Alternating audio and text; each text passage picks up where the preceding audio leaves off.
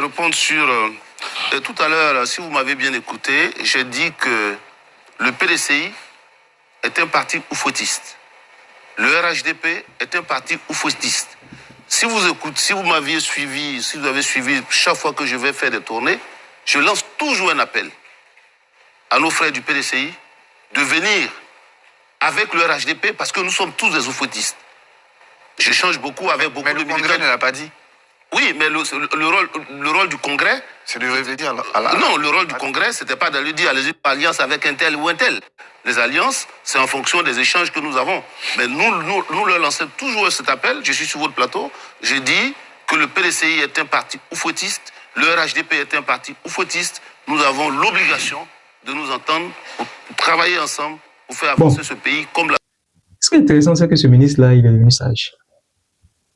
Le ministre Amédée Kouakou, c'est lui qui parle comme ça, mais c'est qu'il est devenu sage.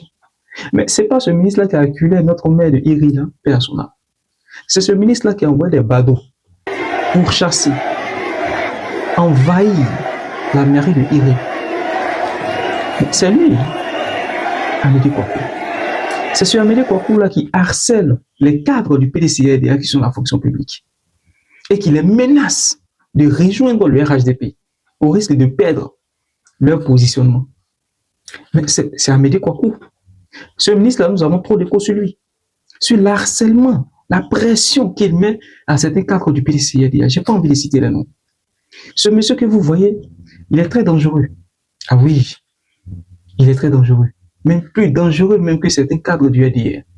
Parce que lui, c'est un transfuge du PDCA et qui est la main noire, qui travaille dans le noir pour opprimer, pour oppresser les cadres du PDCA. C'est Amédée Kouakou. Mais aujourd'hui, naturellement, je vois qu'il fait preuve de sagesse et de maturité.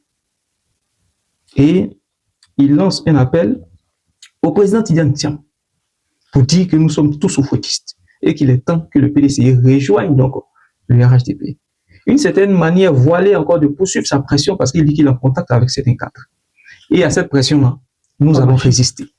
Il y a un adage qui dit on apprécie le bonheur lorsqu'on l'a perdu. Mais frère, c'est ce qui se passe avec le RHDP. Aujourd'hui, on voit un RHDP qui a la nostalgie du PDCA. Un RHDP aujourd'hui qui s'est rencontré, il a perdu définitivement le PDCA. L'heure n'est plus à l'unité de la droite ivoirienne. Hein. Et d'ailleurs, je dis toujours que cette réflexion sur les différentes idéologies politiques en Côte d'Ivoire n'a vraiment pas son sens. Parce que le ministre Mamadou Touré l'a rappelé, hein, au RHDP, c'est une fusion de toutes les énergies. Vous avez la gauche, vous avez la droite, vous avez l'extrême droite. Donc c'est une synergie de tout ça qui a formé le RHDP. Donc ce n'est pas que la droite. Et au RHDP, ce n'est pas l'idéologie du Houphouët-Boigny que vous prenez. Ah, vous êtes très loin de l'idéologie du Houphouët-Boigny. Le RHDP promeut plutôt l'idéologie de Djeni Kobé, même pas Djeni Kobé, non. L'idéologie d'Alassane Ouattara. Vous prenez plutôt les valeurs d'Alassane Ouattara, des valeurs basées sur la violence, parce que depuis l'entrée en politique du président Alassane Ouattara, c'est que violence. Violence sur violence, violence sur violence. Étant Premier ministre, il a brimé l'opposition. Étant au pouvoir, étant même dans l'opposition, il a brimé le parti au pouvoir. Étant au pouvoir, il brime encore l'opposition. C'est-à-dire, avec le président Alassane Ouattara, c'est que la violence en politique. Premier ministre, violence. Opposition, violence. Pouvoir, violence. C'est ça la doctrine alassaniste. Donc ce n'est pas ça du Houphouët-Boigny. Le président Houphouët-Boigny a toujours prôné l'asseyons-nous et discutons. On l'a vu même s'asseoir avec son cadet, le président Laurent Gbagbo, et discuter. C'est ça Houphouët-Boigny. Houphouët-Boigny, c'est le nationalisme économique, la promotion des startups, la création des entreprises locales. Ce n'est pas la promotion de l'extérieur.